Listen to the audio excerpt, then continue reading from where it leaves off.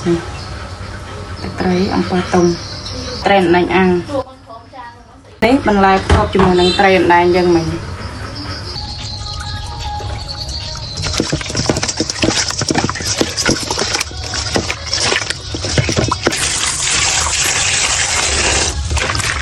អ្នកទាំងអស់គ្នាត្រីខ្ញុំបានលាងសម្អាតបែបនេះ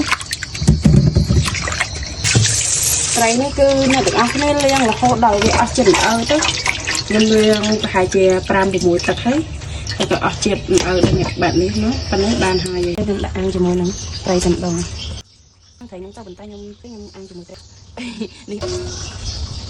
អញ្ចឹងខ្ញុំត្រឡប់ហើយម្សៅហើយប៉ុន្តែនៅតែអត់ទាន់ក្រៀមល្អខ្ញុំក៏ត្រឡប់ម្សៅតិចណាដើម្បីឲ្យត្រីនេះក្រៀមល្អត្រីខ្ញុំអាំងមុនហ្នឹងឥឡូវឆ្អិនហើយខ្ញុំអាំងយកឆ្អិនបែបនេះអាំងមុនអ្នកទាំងអស់គ្នាបានឆ្អិនបែបនេះគឺល្អមែនតើក្រៀមល្អណា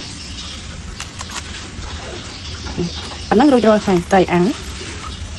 ខ្ញុំបុកត្រីអំពិលទុំជាមួយនឹងត្រីតែអាំងអញ្ចឹងខ្ញុំមុននឹងទៅបុកត្រីអំពិលទុំនេះខ្ញុំត្រាំជាមួយនឹងអំពិលទុំសិនតែអំពិលទុំនេះយើងប្រើទឹកក្តៅ